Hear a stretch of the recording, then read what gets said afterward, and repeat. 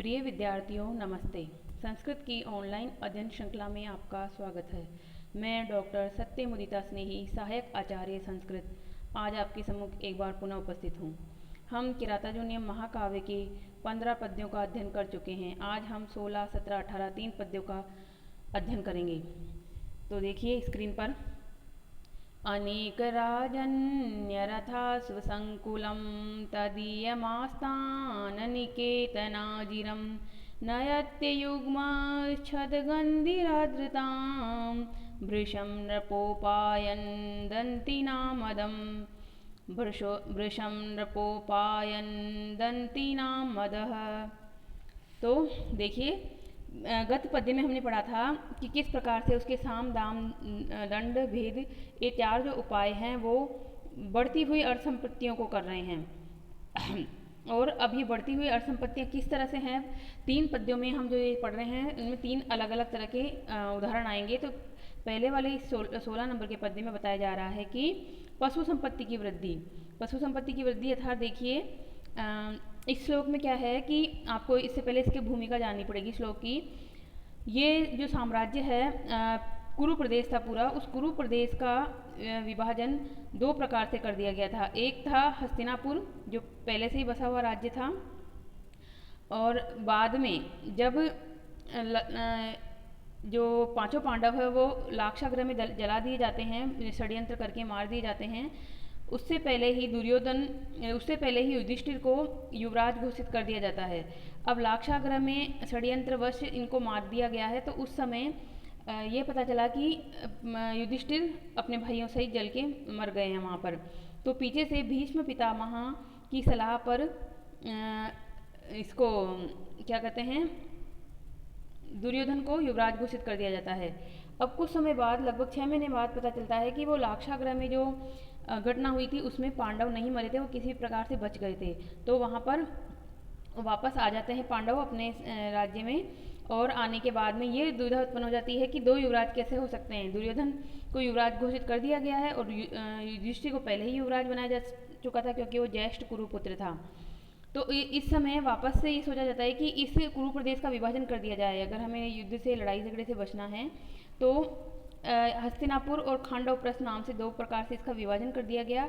खांडवप्रस्थ एक बिल्कुल खंड मतलब पत्थरों का एक वन था, वह इलाका दे दिया गया पांडवों को, और पांडवों ने उसको अपनी मेहनत से बनाया और उसकी राजधानी को इंद्रप्रस्थ बनाया। इंद्र की कृपा से बसा हुआ वो नगर था, इसलिए इंद्रप्रस्थ उसकी राजधानी हुई।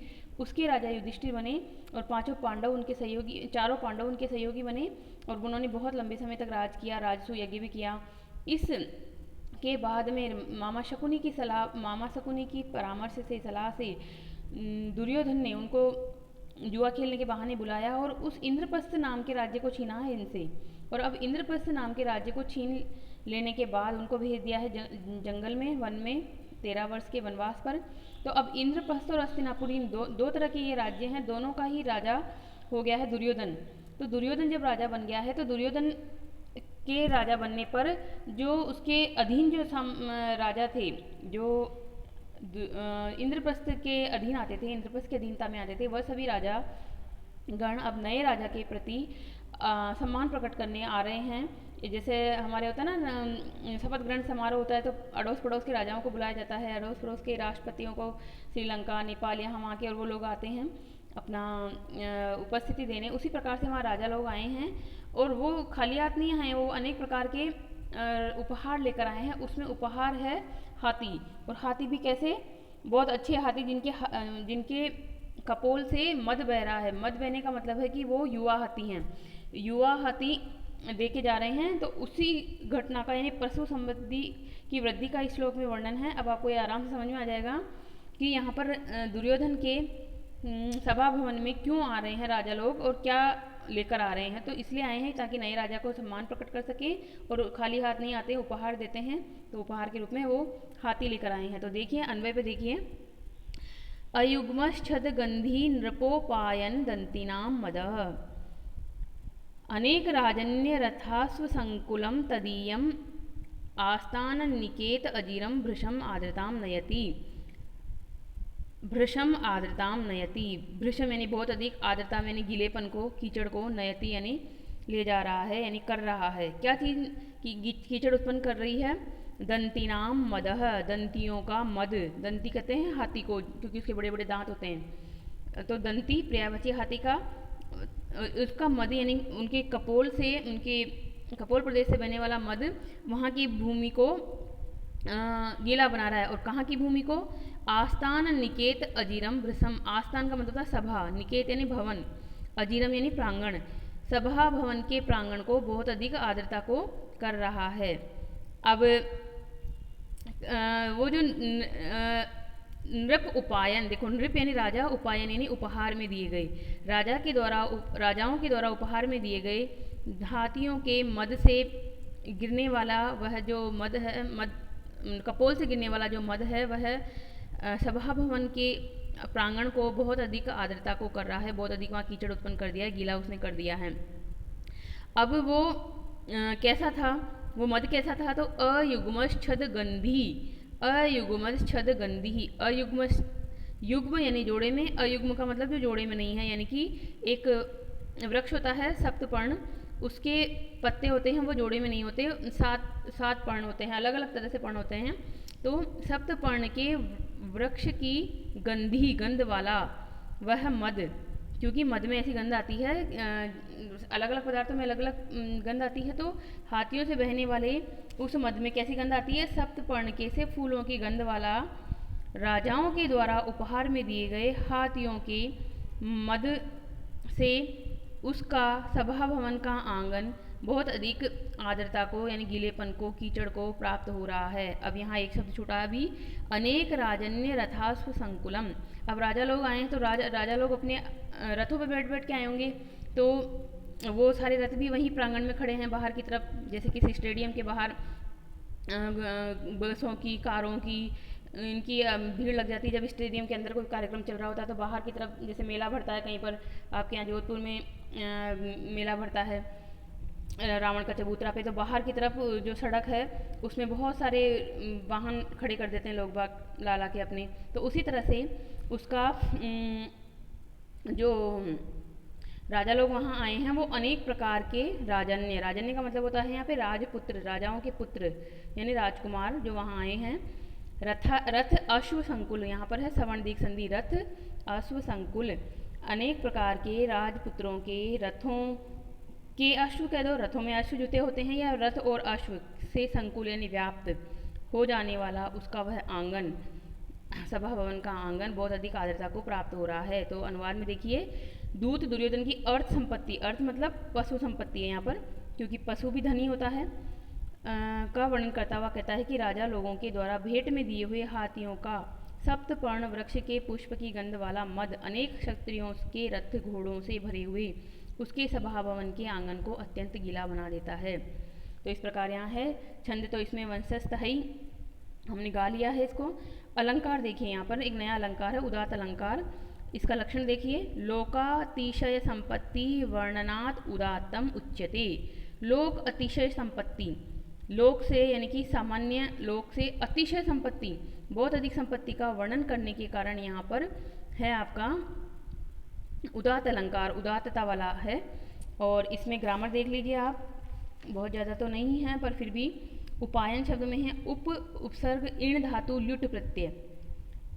अनेक शब्द है, अनेक शब्द को आप जानते हैं, न एक इति अनेक नए समास है, तो हो जाएगा ये। फिर आगे देखिए राजन्य शब्द, देखो यहाँ पर राजन्य शब्द हुआ है, राजा शब्द यूज नहीं हुआ, तो राज्ञाम अपत्यानि राजन्यः, राजाओं के पुत्रों को राजन्य कहा जा रहा है यहाँ पर। आस्थान का मतलब हुआ सभा भवन उसका, तो आस्थानस्य निकेतनम, आस्थान निकेतनम। इस प्रकार है। ग्रामर आपको देख लेंगे, आपको आती है तो, नहीं आती तो कोई बात नहीं, आ जाएगी धीरे धीरे। आगे चलिए अगले श्लोक में। अगला श्लोक क्या कहता है? 17वें नंबर का श्लोक है। इस श्लोक में जो है कहा जा रहा है सस्य संपत्ति, सस्य मतलब धन संपत्ति नहीं, जो खेत से जो उगती है, यानी कि धान अनाज की संपत्ति का वर्णन किया जा रहा है। तो देखिए इसका स्वर वाचन करते हैं हम।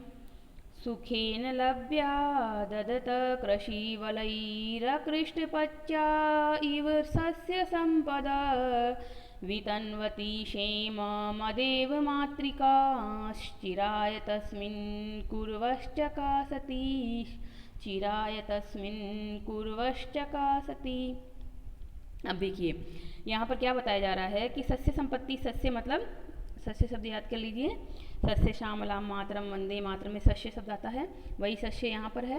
प्रथम लाइन में देखिए लास्ट में सस्य संपदा है, यानी कि धन धान्य की संपत्ति को बताते हुए कवि कहता है, क्या कहता है अन्वय पे देखिए, चिराय तस्मिन क्षेमम वितन्वती सती, चिराय लंबे समय तक, तस्मिन उसके, उस दुर्योधन के, क्षेमम वितन्वती प्रजा हितकारी, क्षेम का मतलब था कल्याणकारी, वितन्वती यानी विस्तार करते हुए, प्रजा कल्याणकारी कार्यों का विस्तार करते हुए, अदेव मातृका, अदेव मातृका यानी कि ये विशेषण है।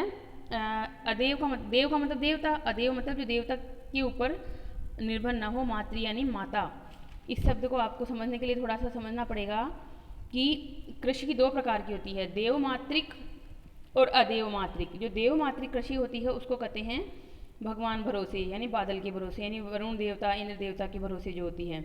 और अदेव मातृक का मतलब होता है इंसान के खुद के प्रयासों से की जाने वाली, जैसे कि नदी, नहर, तालाब, नलकूप आदि करके जो कृषि की व्यवस्था कर दी जाती है, सिंचाई की जो व्यवस्था कर दी जाती है, वह होती है आपकी अदेव मातृक। तो यहाँ पर अदेव मातृक को नदी मातृक भी कहा जा रहा है, यानी नदियों पर निर्भर, नदी क्योंकि नदियों से नहरें निकाल दी जाएगी और आराम से खेती हो जाएगी। तो ये शब्द क्या है, देवः माता येषाम ते देव मातृका, बहुव्रीहि है, यानी कि देवता ही जिसकी माता है। जिस कृषि को अगर आपको पालन पोषण करना है तो भगवान के भरोसे रहना पड़ेगा, ऐसी। तो अदेव मातृका, बिना भगवान पे निर्भर रहने वाली। कुरुवः, कुरु प्रदेश, अकृष्टपच्यः इव कृषि वलई, अकृष्टपच्यः, कृष्ट यानी कष्ट से, पच्चा यानी पकने वाली, और अ लग गया तो कष्ट से, बहुत अधिक कष्ट से न पकने वाली, यानी कि बहुत साधारण प्रयास से ही पक जाने वाली। इव मानो, कृषि वलई, कृषकों के द्वारा, कृषि वलई का मतलब क्या था, किसानों के द्वारा। सुखेन लभ्या, सुखपूर्वक प्राप्त की जाने वाली। सस्य संपदा है, धान्य की, अनाज की संपत्ति को ददतः धारण करते हुए, चकासती यानी सुशोभित हो रहा है। चकाचक हम बोलते ना, बहुत चकाचक है, ये शब्द भी हमारे संस्कृत का ही लिया हुआ, संस्कृत से निकला हुआ है। चकासती यानी प्रकाशित हो रहा है, सुशोभित हो रहा है। ये जो कुरु प्रदेश है, ये कुरु प्रदेश अब बहुत अधिक धन धान्य शब्द क्यों एक साथ बोला जाता है, क्योंकि धन की संपत्ति जैसे होती है वैसे धान्य की भी संपत्ति होती है, यानी कि किसानों के लिए उसका अनाज, उसका धन होता है। तो उस प्रकार से धारण करता हुआ ये कुरु प्रदेश, कुरुवह चकासती, कुरुवह में भी बहुवचन है और चकासती में भी बहुवचन है। कुरु प्रदेश बहुवचन में कहा जा रहा है, कुरु प्रदेश प्रकाशित हो रहे हैं, सुशोभित हो रहे हैं। वैसे तो एक में ही होता है, जैसे भारत देश एक प्रकाशित हो रहा है, परंतु भारत देश के भी अनेक अनेक विभाग होते हैं, भारत में बहुत सारे हैं। वैसे कुरु प्रदेश एक वचन में कहते तो होता कुरु प्रदेश प्रकाशित हो रहा है, सुशोभित हो रहा है, पर यहाँ पर हम कह रहे हैं कुरु प्रदेश प्रकाशित सुशोभित हो रहे हैं, यानी कि सब और धन धान्य हरियाली छाई हुई है। तो अब देखिए इस पे अनुवाद पे, वनेचर दुर्योधन की प्रजा जन के क्षेम कार्य में, क्षेम मतलब कल्याणकारी कार्यों में तत्परता को और धान्य संपत्ति को बताता हुआ कहता है। ये इसका क्या हो जाएगा, ये हो जाएगा प्रसंग, जो डैश से पहले जो लिखा हुआ है। अब देखिए डैश के बाद चिरकाल से, यह है उसका अनुवाद, शब्द से अर्थ यहाँ से शुरू होता है डैश के बाद। चिरकाल से उस दुर्योधन को प्रजा का कल्याण करते रहने पर वर्षा के अधीन न रहने वाली देव मातृक कुरु देश मानो अपने आप ही उत्पन्न होने वाली, इसलिए किसानों के द्वारा सुख से लभ्य धान्य संपत्तियों को धारण करते हुए सुशोभित हो रहे हैं। इसको थोड़ा सा और समझिए आप। एक तो अपने आप कैसे हो सकती है खेती, खेती में तो प्रयास करना पड़ता है, पर फिर भी प्रयास अगर थोड़ा कम करना पड़े तो उसे कहेंगे कि जो आसानी से मिले। जैसे कि आपको अगर पता हो प्राचीन ज़माने में किसानों को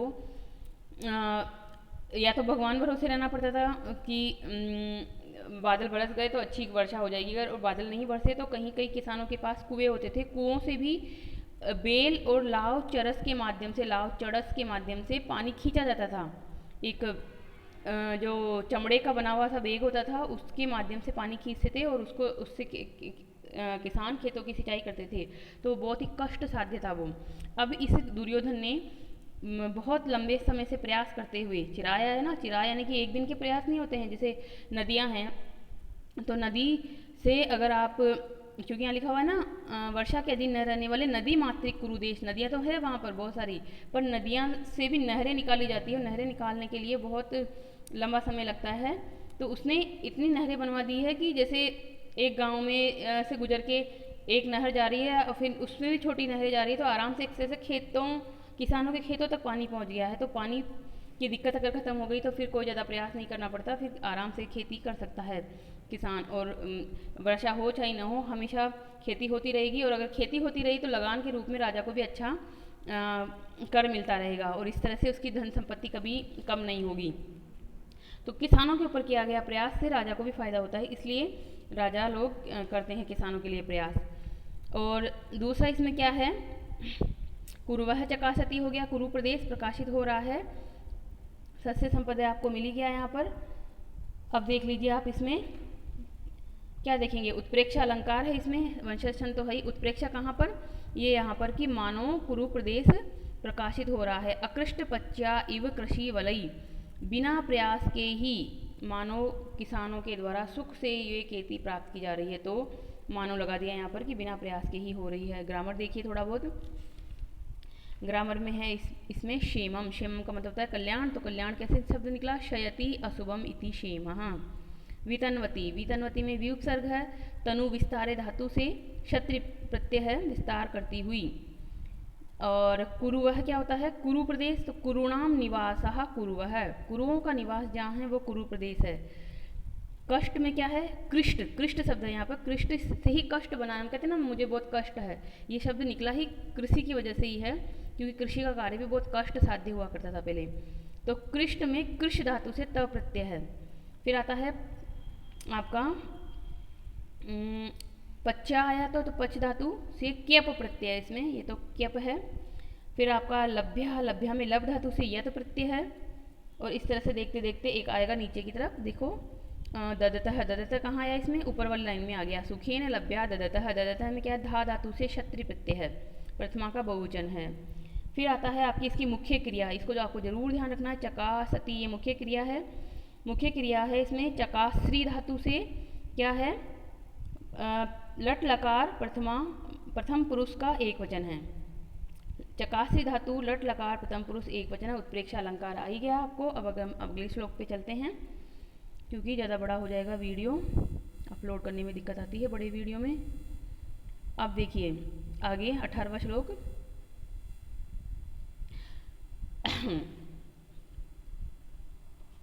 उदार कीर्तिरुदयं दयावत प्रशांत बाधम दिशतोभिरक्षया स्वयं प्रदुग्धेश्य गुणैरुपस्नुता वसूपमानस्य वसूनी मेदिनी, वसूपमानस्य वसूनी मेदिनी।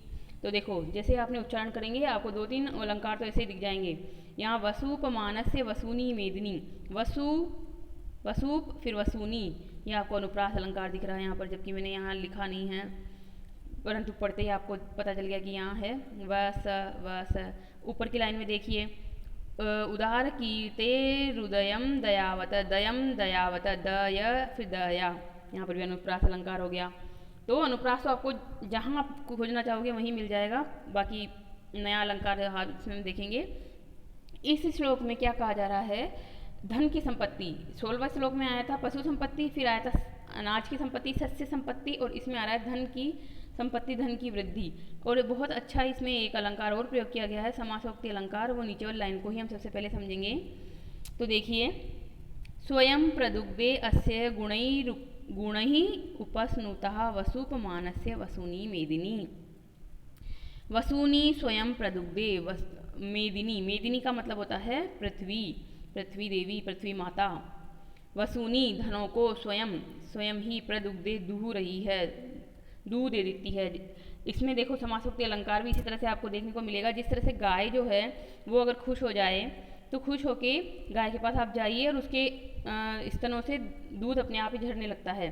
जैसे उसका बछड़ा उसके पास आता है तो बछड़े के लिए दूध देती है, तो वो बछड़े के प्रति प्रेम होता है उसका, खुश होती है इसलिए देती है, परंतु इंसान को तो दूहना पड़ता है, उसके प्रयास पूर्वक पाना प्राप्त करना पड़ता है। पर अगर वही गाय अगर खुश हो तो स्वयं ही दूध दे देती। उसी प्रकार से ये जो मेदिनी है, पृथ्वी है, वो इसके गुणों से इतनी ज़्यादा उपस्नुता, अस्य गुणई उपस्नुता, इसके किसके, दुर्योधन के गुणई यानी गुणों के द्वारा, उपस्नुता यानी कि आद्रीकृता, द्रवीभूता, मतलब जैसे गुणों पे एक निछावर हो जाते हैं ना गुणों पे, तो गुणों से आदि हुई, द्रवीभूत हुई, सराबोर होती हुई मेदिनी स्वयं ही धनों को देती रहती है, यानी दे देती है। अब अस्य में षष्ठी विभक्ति एक वचन, तो अब हमें सारे षष्ठी विभक्ति एक वचन के विशेषण देखने पड़ेंगे। उदार कीर्ति है, उदार है कीर्ति जिसकी ऐसा वह है, तो यह कौन है, यहाँ दुर्योधन के लिए आ रहा है, यानी कि अब दुर्योधन जो है वो बहुत अधिक उदार कीर्ति वाला हो गया है, यानी कि उसकी कीर्ति भी बहुत अधिक फैल रही है, बहुत अधिक प्रसिद्ध हो रही है, क्योंकि उसे तो दोनों तरह के साम्राज्य मिल गए, उसका हस्तिनापुर तो था ही, उसे इंद्रप्रस्थ भी मिल गया है, तो बहुत मन से बहुत खुश है, जो वो चाहता था वो हो गया है। अब जनता के प्रति वह बहुत अच्छे अच्छे कार्य करके अपनी कीर्ति को फैला रहा है। दयावत है, दयावान भी हो गया है, वो बहुत दयालुता दिखाते हुए काम कर रहा है। प्रशांत बाधम, प्रकर्षेण शांत यदि प्रशांत, यानी शांत कर दी है बाधाएं जिसने ऐसी वह है। अपने राज्य में होने वाली किसी भी तरह के उपद्रव को, किसी भी तरह की बाधा को, देवी और मानुषी दो प्रकार की आपदाएं होती है। देवी है यानी भगवान के भरोसे होने वाली अकाल वगैरह की जो बाधाएं होती है, तो उसने सिंचाई के साधन बढ़िया कर दिए तो अकाल तो पड़ता ही नहीं है अब, तो वो बाधा खत्म हो गई। मानुष्य आपदियाँ भी, चोरी, लूट, हत्या, इस तरह के प्रयास भी उसके राज्य में नहीं होते हैं, तो इस प्रकार की सभी बाधाएं शांत हो गई है। अभिरक्षया उदयम दिशतः, अभिरक्षया यानी रक्षा करने से, उदयम दिशतः, उदय को, उन्नति को, दिशतः दिशा देते हुए, को संपादित करते हुए, को वसूपमानस्य, वसूपमानस्य, वसूपमानस्य किसका नाम है, कुबेर का नाम है। वसु ही है उपमा जिसकी ऐसा वह है, वसु यानी धन, धन से जिसकी उपमा दी जाती है, तो वसूपमान यहाँ तक है। इसमें कुबेर का पर्यायवाची नाम और उसमें लगा हुआ है रामस्य की तरह षष्ठी विभक्ति एक वचन। कुबेर की उपमा वाले अस्य, इस दुर्योधन के गुणों से सराबोर होती हुई पृथ्वी धनों को स्वयं ही दूह देती है। इस प्रकार से यह अलंकार में समासोक्ति अलंकार है। देखो अनुवाद को पढ़ने की जरूरत है, अनुवाद को पढ़ देती हूँ चलो मैं। दुर्योधन के धन लाभ का प्रकार बताता हुआ दूत कहता है, महान यशस्वी, दयालु तथा सब प्रकार की बाधाओं के शमन पूर्वक पालन करने से, जब सारी बाधाएं समाप्त हो गई तो पृथ्वी खुश हो गई कि मेरा अच्छा से पालन पोषण कर रहा है, जमीन से पृथ्वी पर अन्न धन निकल रहा है, आराम से खूब अच्छा हरियाली हो रही है, अनाज उत्पन्न हो रहा है, और राज्य में भी किसी प्रकार की कोई बाधाएं नहीं है, तो खुश होकर पृथ्वी ने इसको देना शुरू कर दिया है अपने आप ही। तो प्रजा पालन शमन पूर्वक पालन करने से प्रजा की वृद्धि करने वाले एवं कुबेर की समानता वाले इस दुर्योधन के गुणों से द्रवीभूत बनी हुई पृथ्वी स्वयं इसके लिए धन देती रहती है। वंशज छंद है। समासोक्ति अलंकार को आप समझ लीजिए। देखो क्या लक्षण लिखा हुआ है, समासोक्ति परिस्फूर्ति प्रस्तुते अप्रस्तुतस्य चेत, प्रस्तुत में अप्रस्तुत का परिस्फूर्ति कर देने पर समासोक्ति अलंकार होता है। समासोक्ति का सिंपल मीनिंग होता है समासेन उक्ति इति समासोक्ति, संक्षेप में कथन करना, यानी कि दो चीज़ें ऐसी हो जिनमें विशेषण जैसी समानता लगे, तो विशेष इसका एक लक्षण और होता है विशेषण मात्र साम्याद अप्रस्तुतस्य गम्यत्वे समासोक्ति, विशेषण मात्र की साम्य से अप्रस्तुत का गमन करा देने से समासोक्ति होती है।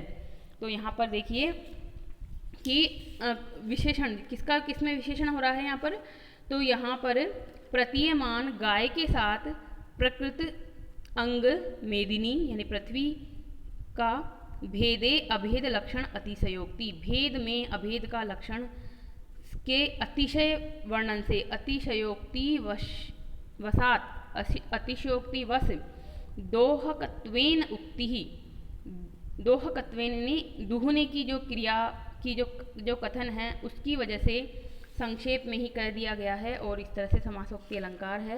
यानी कहना क्या चाह रहे हैं, अप्रस्तुत यहाँ गाय है, उस गाय में होती है दुहन क्रिया, तो जिस तरह से गाय में दुहन क्रिया होती है उसी तरह से यहाँ प्रस्तुत यानी मेदिनी में भी दुहन क्रिया दिखा दी गई है। पृथ्वी को ऐसी चीज़ नहीं जिसको आप दुहोगे गाय की तरह, पर फिर भी दोनों में दुहन क्रिया रूपी जो विशेषण है दोनों में समानता से घटाया जा सकता है। और अप्रस्तुत गाय में अप्रस्तुत गाय का प्रस्तुत मेदिनी में वर्णन करने से यहाँ पे समासोक्ति अलंकार है। और ग्रामर तो आपको दया शब्द में मतु प्रत्यय मिलेगा, दया प्लस मतुप से दयावतः बन गया, षष्ठी विभक्ति एक वचन में है ये। फिर आता है आपका प्रशांतम में प्र उपसर्ग शम धातु से त प्रत्यय है। अभिरक्षा में करण में तृतीय विभक्ति है। दिशतः में दिश धातु से क्षत्रिय प्रत्यय है।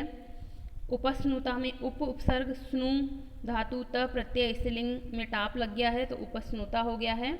इस प्रकार से हम इसको समाप्त करते हैं यहीं पर। धन्यवाद।